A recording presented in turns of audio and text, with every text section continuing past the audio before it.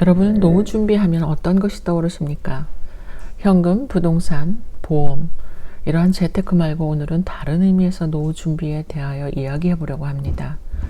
우리는 평균 수명이 많이 늘어났다는 사실을 알고 있어 자산적인 부분에 신경을 많이 쓰지만 의외로 비자산적인 부분에 대하여 노후 준비를 하시는 분들은 그리 많지 않은 것 같습니다. 얼마 전까지만 해도 자녀들이 자라서 자기 길 찾아가면 나는 이제 할 일을 다 했으니 젊어서 모아놓은 현금, 부동산, 연금, 보험료 등으로 좋은 데 여행하며 잘 지내다 갈 준비를 하자. 이런 식으로 생각하셨다면 요즘은 다른 것 같습니다.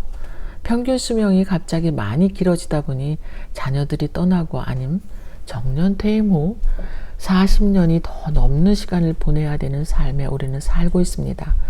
그래서 더 이상 자식에 대한 역할이 없다는 생각에 우울감, 무력감에 젖어서 감정과 싸우시면서 지내기보다는 제대로 내가 하고 싶은 일을 해보자 하는 노후였으면 합니다.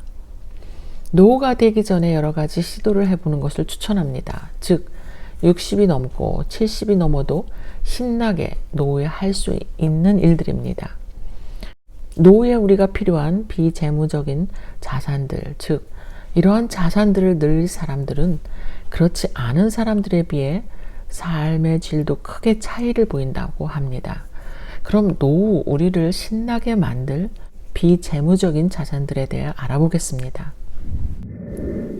첫 번째로는 사회적 관계입니다. 사람들과 관계를 맺는 것은 인간의 중요한 욕구 중 하나입니다. 나이를 들어서도 좋은 사람들과 꾸준하게 교류하면 삶이 더욱 행복해지기 때문입니다. 그래서 나이가 들어갈수록 관계는 나 자신이 만들어가야 하는데요. 우리는 자식이 떠난 빈 둥지를 지킬 것입니다. 가족 간의 관계가 변하고 직장을 퇴사 후 우리는 사회적 관계가 변하게 됩니다. 이러다 보니 새로운 관계들을 만들어가야 하는 거지요.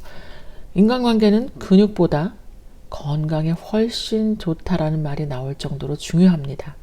하지만 외롭다고 아무나 만나서 고통을 받으시면 안 되고요. 코드가 잘 맞고 같이 있으면 미소가 저절로 나오는 친구를 만나는 것은 마약 중독자가 마약을 보았을 때처럼 뇌가 행복한 반응을 한다고 뇌과학자들은 말합니다. 은퇴 후 사회적 관계를 잘 맺은 사람은 삶이 활기차고 정서적으로 안정돼 있어 이것을 사회적 자산이라고도 합니다. 자이든 타이든 간에 사회적 관계가 원만하지 못하면 세상에 나 혼자 있는 것 같은 외로움이 듭니다. 만약 정도가 심하면 자칫 정신건강에도 악영향을 주게 된다고 정신의학자들은 말합니다. 은퇴 후가 먼 훗날 이야기라고 생각하지 마십시오. 전문가들은 은퇴 설계는 한 살이라도 젊었을 때 시작하라고 합니다. 사회적 관계의 기본 바탕은 인간관계라 할 수 있는데요. 인간관계는 갑자기 벼락치기 식으로는 안 되는 것이지요. 젊었을 때부터 남에게 먼저 연락하고 상대방의 의견을 존중해주며 다른 사람들과의 약속을 잘 지키고 자신의 이익을 위해 남에게 조건부로 베풀지 않는 등 이런 행동을 하신다면 노후에도 사회적 관계는 좋을 수밖에 없다고 생각합니다.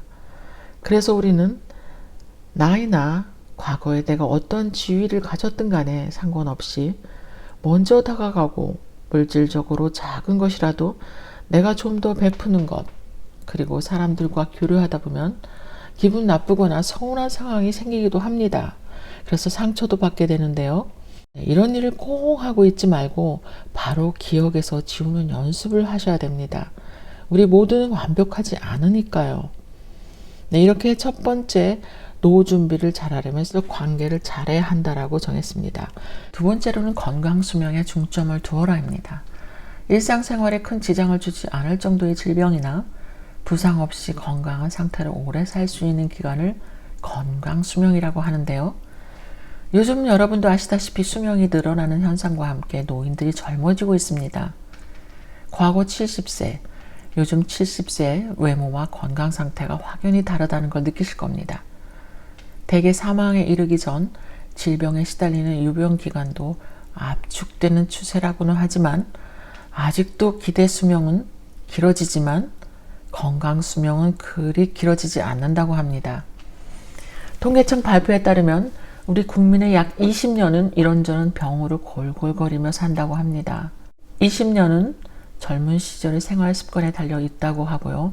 나쁜 생활 습관을 유지했다면 고혈압, 당뇨, 고지혈증 등 만성질환이 찾아오지만 생활 습관을 개선하면 만성질환을 예방하거나 발병 시기를 늦출 수 있다고 합니다.